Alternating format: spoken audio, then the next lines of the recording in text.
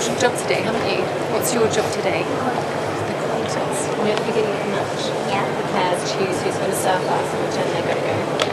So, this J'ai is su à cet instant précis que cette émission ne serait pas comme les autres.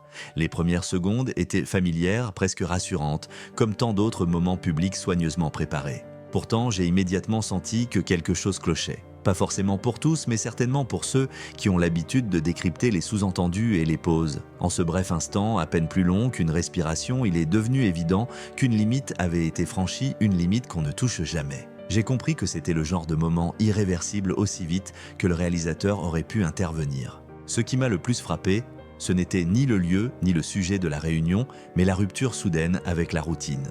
Tout ce qui se déroulait habituellement sans accroc s'est figé. J'ai senti l'espace se transformer, l'attention de millions de personnes se concentrer sur une seule personne, un seul visage, un seul moment de vulnérabilité. À cet instant, j'ai compris que le silence n'était plus une option, ni pour l'orateur, ni pour tous ceux qui regardaient et écoutaient. J'ai senti ma propre réaction passer de la curiosité au malaise. Ce n'était pas un message soigneusement élaboré, une déclaration mesurée. C'était un conflit intérieur palpable qui se manifestait à l'extérieur, et c'est précisément ce qui le rendait si puissant et si déstabilisant.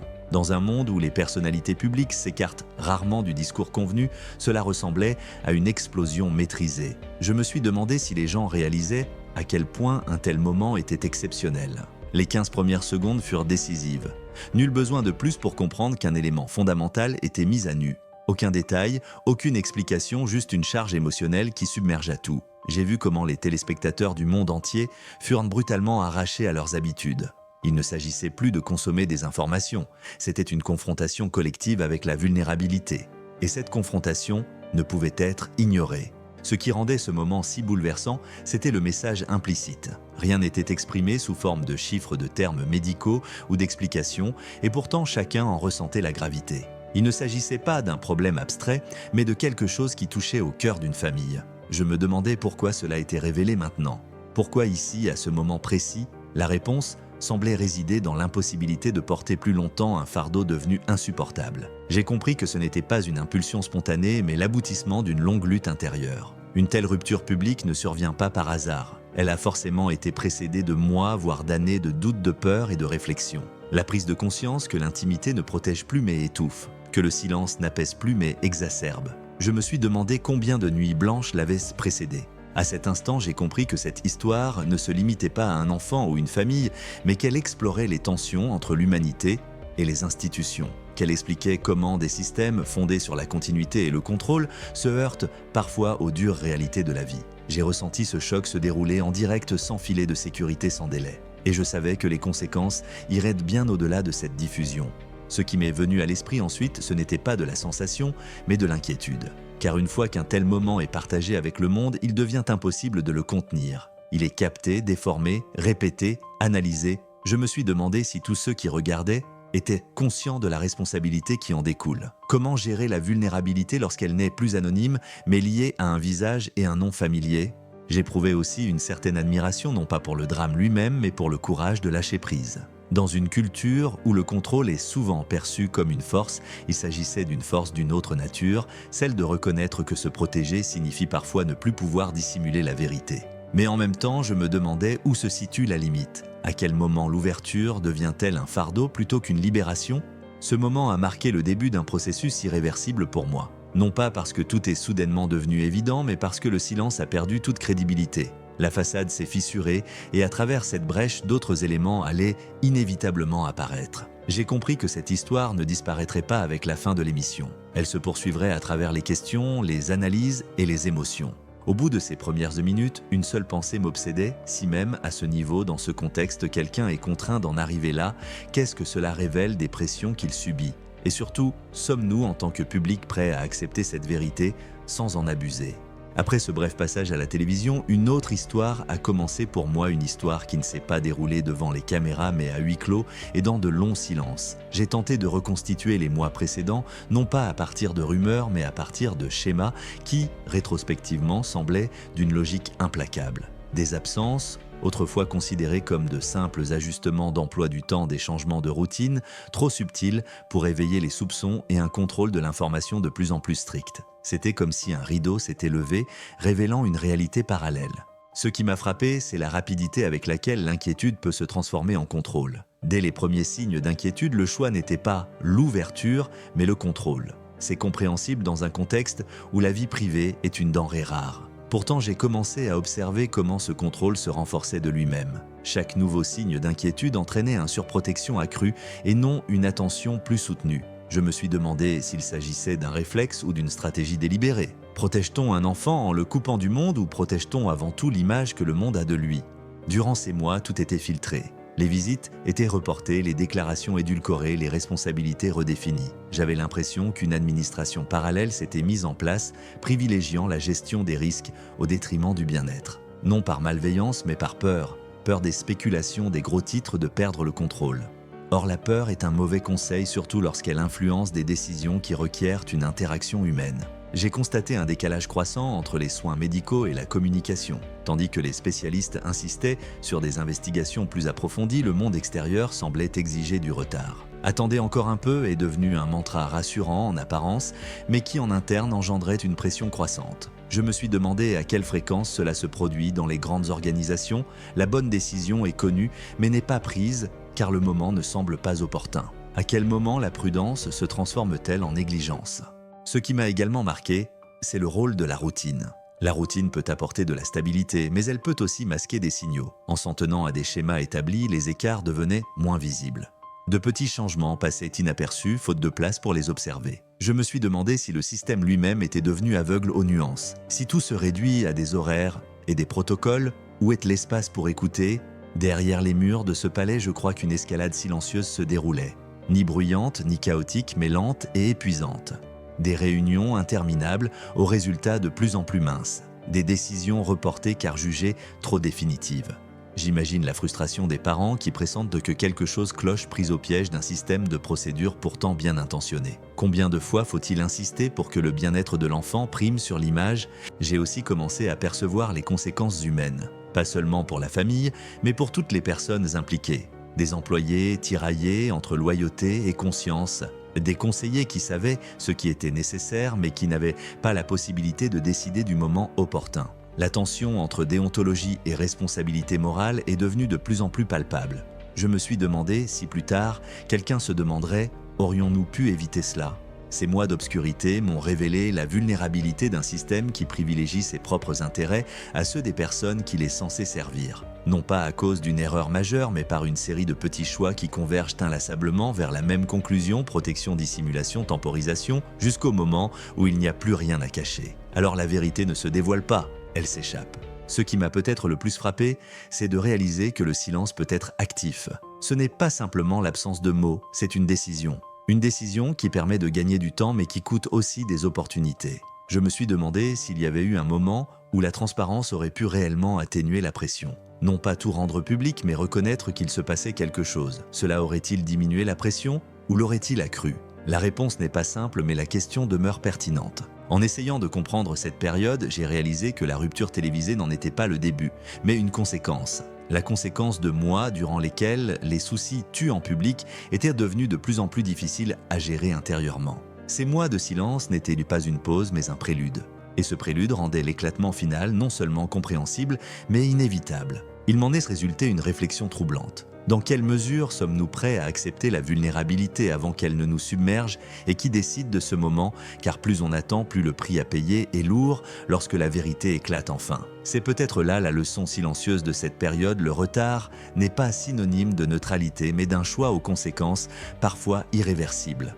Quand la réalité médicale est finalement devenue incontournable, tout a basculé pour moi. Jusque-là, l'histoire oscillait entre soupçons-signes avant-coureurs et demi-explications.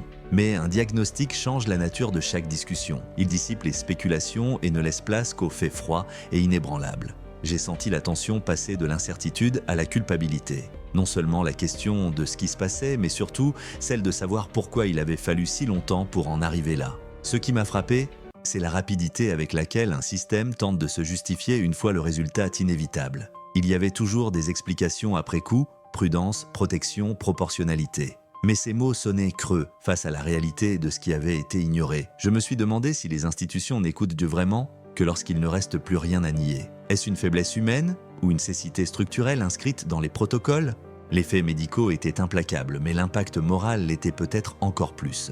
Un diagnostic révèle non seulement ce qui est, mais aussi ce qui aurait pu être si des mesures avaient été prises plus tôt. J'ai ressenti combien cette prise de conscience devait peser lourd sur toutes les personnes impliquées, non par malveillance, mais par la conscience que les bonnes intentions peuvent parfois avoir des conséquences désastreuses. Comment assumer cette responsabilité quand personne n'est explicitement coupable mais que chacun a joué un rôle?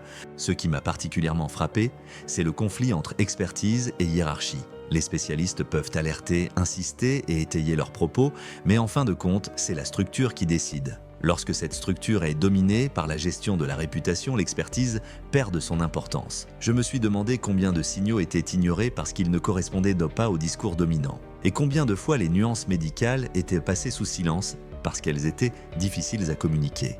Durant cette phase, il est devenu évident que le problème n'était pas seulement individuel, mais aussi institutionnel. La logique du système s'est révélée incompatible avec l'urgence des soins. Si la médecine exige rapidité et souplesse, le protocole requiert coordination et consentement. Cette tension est dangereuse surtout lorsqu'il s'agit d'un enfant qui n'a pas voix au chapitre. Je me suis demandé si à ce moment-là, quelqu'un avait osé exprimer clairement les besoins et si cette voix avait été entendue. Le diagnostic a aussi provoqué un bouleversement émotionnel. La peur a fait place à la tristesse mais aussi à la colère. Non pas la rage hurlante du conflit, mais la colère sourde de la lucidité.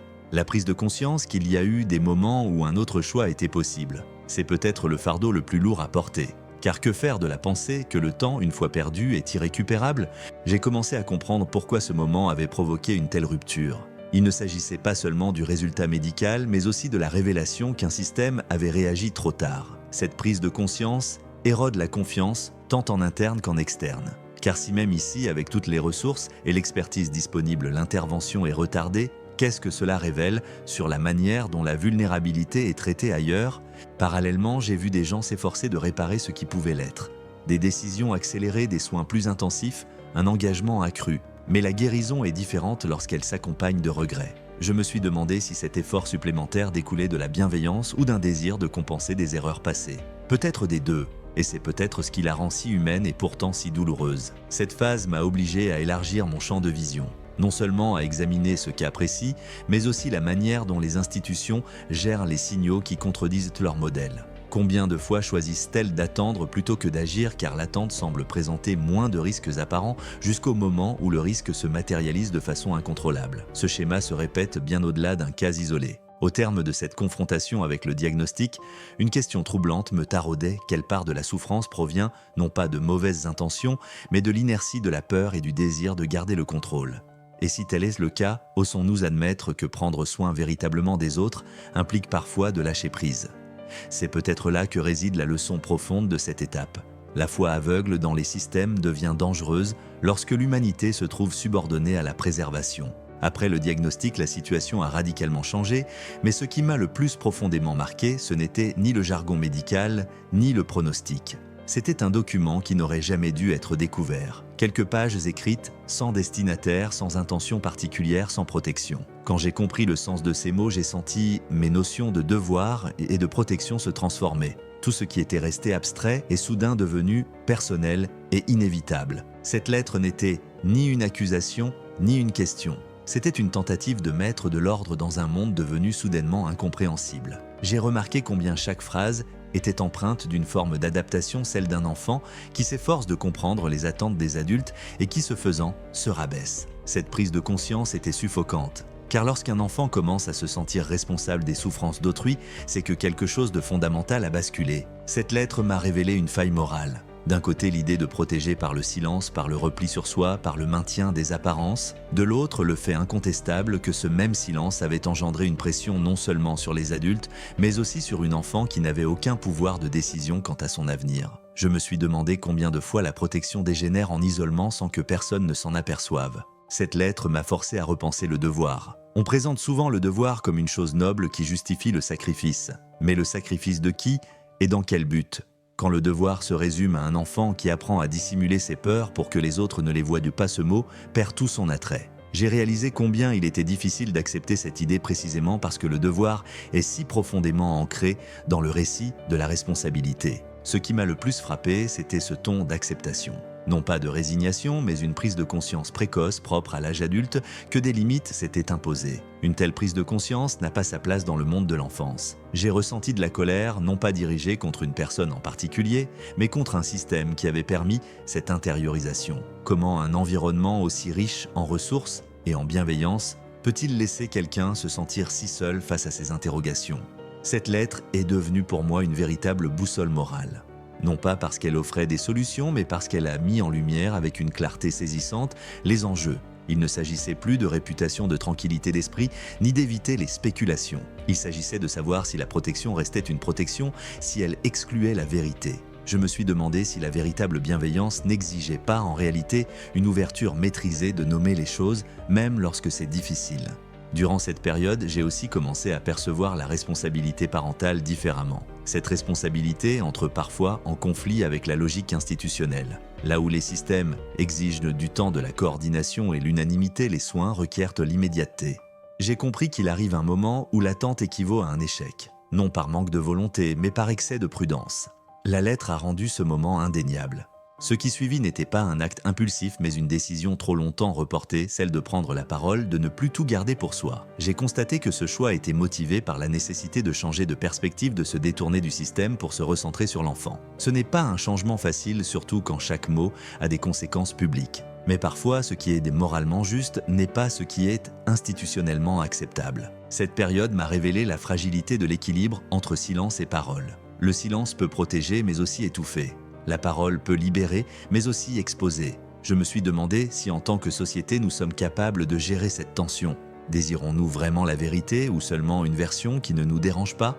La lettre a montré que tergiverser n'allège pas le fardeau mais le déplace. Au terme de cette confrontation morale, une évidence s'est imposée à moi, la protection sans honnêteté n'est pas une protection, c'est du contrôle. Et le contrôle perd toute légitimité dès l'instant où il étouffe la voix de celui ou celle qu'il prétend protéger. C'est peut-être là le nœud du problème, la véritable responsabilité implique parfois de défier le système pour restaurer l'humanité. Une question me taraudait, une question que je ne pouvais ignorer. Si une enfant apprend à se limiter pour épargner les autres, qui veillera sur ses limites, et osons-nous admettre que certaines traditions ne sont pas faites pour accepter la vulnérabilité.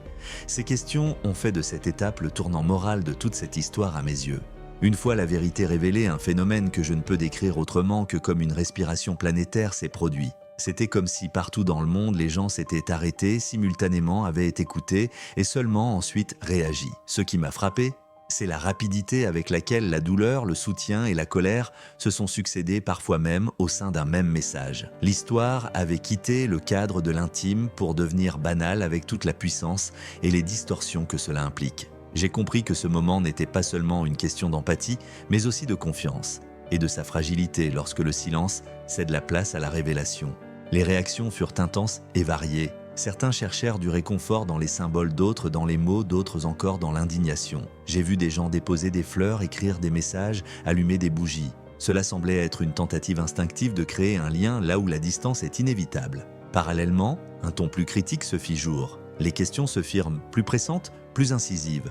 Pourquoi maintenant? Pourquoi si tard? Qui savait quoi et quand? L'espace public se transforma en un forum où émotions et analyses s'entrecroisaient sans cesse. Ce qui m'a frappé, c'est la rapidité avec laquelle le personnel est devenu universel. Une expérience individuelle s'est muée en un miroir reflétant des préoccupations collectives, la transparence, la prise en charge des enfants au sein des institutions, le prix de l'image. Je me suis demandé si cette résonance provenait d'une reconnaissance ou d'une projection. Peut-être des deux, car qui ne connaît pas la crainte de voir la vérité reléguée au second plan par commodité et qui n'a jamais éprouvé la difficulté de se faire entendre lorsque le contexte nous dépasse. Les médias ont joué un double rôle. D'une part, ils ont permis d'apporter des nuances du contexte et de l'expertise. D'autre part, ils ont amplifié les émotions par la répétition et la mise en scène. J'ai vu comment les images étaient de figées, comment les phrases étaient déconnectées de leur contexte. C'est le paradoxe de la visibilité, plus on attire l'attention, plus le risque de simplification est grand. Je me suis demandé si en tant que public nous avons suffisamment de patience face à la complexité lorsque le chagrin nous submerge. Ce qui était frappant, c'est que le ton n'est pas devenu exclusivement hostile. À côté des critiques, un élan de protection s'est également fait jour. Non seulement pour l'enfant, mais aussi pour l'idée que l'honnêteté, aussi douloureuse soit-elle, peut être une forme de bienveillance. J'ai constaté comment ce sentiment a uni des personnes qui en temps normal seraient diamétralement opposées. Il semblait que la dimension morale de l'histoire est momentanément primée sur les loyautés politiques ou institutionnelles. Ce moment d'unité était fragile mais significatif. Pourtant, la tension restait palpable, car le soutien du public peut vite se muer en exigence. L'honnêteté soulève des questions, et les questions appellent des réponses. Je me demandais si le système était préparé à cela. La transparence n'est pas une fin en soi, mais un commencement. Dès que la porte est ouverte, on veut savoir ce qui se cache derrière. Cela exige de la constance et du courage et non une simple révélation. J'ai vu cette prise de conscience émerger lentement. Il était temps désormais non seulement de parler, mais aussi d'écouter. Ce qui m'inquiétait le plus, c'était l'impact sur la confiance. La confiance se construit lentement mais peut être brisée en un instant. Pour certains, la révélation avait rétabli la confiance, enfin ce qui était devenu insupportable était dit. Pour d'autres, elle l'avait au contraire érodé. Pourquoi cela avait-il été caché si longtemps ? Cette contradiction est difficile à concilier car les deux réactions sont compréhensibles. Je me demandais s'il était possible de les prendre toutes deux au sérieux simultanément sans se mettre sur la défensive. Cette phase a également révélé l'importance du langage. Non pas le langage des explications, mais celui de la reconnaissance. La reconnaissance de la douleur, des erreurs, des limites. J'ai constaté comment des mots soigneusement choisis pouvaient apaiser tandis que l'imprécision exacerbait l'anxiété. Ce fut une leçon de communication sous pression, ne pas tout dire mais dire l'essentiel. Et le dire de manière à laisser place aux émotions d'autrui. Il ne s'agit pas d'une compétence technique, mais d'une compétence morale.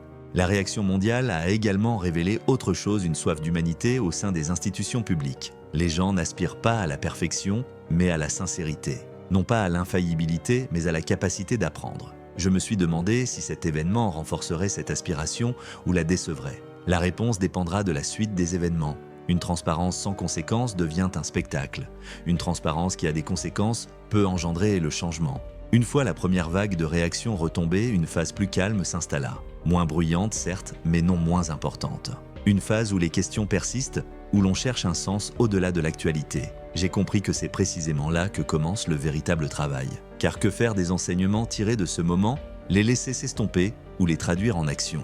Une question me taraudait une fois qu'une vérité a été énoncée et acceptée par le monde qui a la responsabilité de continuer à la préserver avec soin.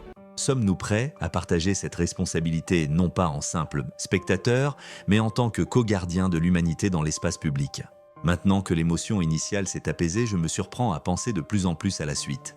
Non pas aux retombées médiatiques, mais aux conséquences structurelles que cet événement a inévitablement engendrées. Pour moi, il ne s'agit pas d'un chapitre clos, mais plutôt d'un tournant décisif. Quelque chose a changé non seulement dans le regard porté sur une famille, mais aussi dans notre conception collective de la responsabilité du pouvoir et de la vulnérabilité au sein des grandes institutions. La question n'est plus de savoir ce qui s'est passé, mais ce que nous pouvons en tirer. Je vois les appels à la réforme se faire de plus en plus pressants. Non pas sous la forme d'une remise en question radicale, mais comme un malaise croissant face aux idées reçues. L'idée que la discrétion est toujours synonyme de bienveillance, que le silence est par nature protecteur, est désormais ébranlée. Je me demande si l'on peut encore ignorer cette brèche. Ou bien est-ce le moment où l'on reconnaît que la transparence même limitée est parfois moins dommageable qu'un silence parfaitement orchestré? Pour l'avenir, cela signifie que les choix seront pesés avec plus de transparence. Non seulement ce qui est décidé, mais aussi pourquoi. Cela exige une culture différente où la responsabilité n'est pas une faiblesse, mais un signe de maturité. Je me demande si les institutions fondées sur la distance et le mystère peuvent réellement opérer ce changement. Car une véritable réforme ne requiert pas de nouveaux mots, mais un changement de comportement, surtout lorsque la situation devient inconfortable. Ce qui me préoccupe également, c'est l'impact personnel de tout cela. Derrière chaque discussion structurelle se cache une empreinte humaine, l'expérience de la perte de l'incertitude, la prise de conscience que certains chemins ne seront plus jamais empruntés tels qu'on les avait imaginés. Je me demande comment avancer lorsqu'il faut renoncer à ces visions d'avenir. Cela concerne non seulement les parents, mais tous ceux dont l'identité repose en partie sur des attentes extérieures. Comment se redéfinir lorsque ces attentes disparaissent? Parallèlement, j'entrevois une opportunité de réajustement. Peut-être cela ouvre-t-il la voie à un autre discours où la valeur ne se mesurerait plus au rôle ou à la fonction, mais au bien-être et au sens. Cela peut paraître idéaliste, mais les grands changements commencent souvent par des questions dérangeantes. Je me demande si ce moment incitera les gens à reconnaître leur vulnérabilité plus tôt avant que les systèmes ne prennent le dessus et ne les freinent. Le grand public a aussi une responsabilité à assumer, non pas celle de juger, mais celle de rester vigilant. Le sensationnalisme est séduisant mais rarement constructif. Si cette histoire a révélé quelque chose, c'est la rapidité avec laquelle les expériences humaines peuvent être dénaturées par les interprétations et les attentes. Je me demande si nous serons prêts à maintenir notre empathie une fois l'attention retombée. Car le véritable engagement ne s'arrête pas à l'attention médiatique, il ne fait que commencer ensuite. Je pense aussi au pardon, non pas comme à un oubli, mais comme à un processus qui permet de grandir. Le pardon sans introspection est vain, mais l'introspection sans possibilité de réparation est difficile. Où se situe le juste milieu? Je ne sais pas. Mais je crois que trouver cet équilibre est essentiel pour éviter que la souffrance ne s'enracine dans les structures et les relations. Autrement, chaque incident devient un précédent qui, au lieu de guérir, renforce les blessures. L'avenir est incertain. Les réformes peuvent échouer, les idées s'estomper. Mais certains moments laissent des traces indélébiles. Nous vivons un de ces moments. Un moment qui nous pousse à la réflexion, même si nous n'avons pas encore les mots pour l'exprimer. Je me demande si dans 10 ans, nous nous retournerons sur cette période et dirons « ici quelque chose a commencé à changer » ou à l'inverse « ici quelque chose aurait pu changer, mais nous ne l'avons pas fait ». Au terme de ce récit, je reviens à une question simple mais complexe. Sommes-nous prêts à privilégier l'humain à l'image même lorsque cela implique complexité et incertitude ? Car si cet événement a démontré une chose, c'est que la perfection est une illusion, mais que la bienveillance est un choix. Un choix qu'il faut renouveler sans cesse même en l'absence de témoins.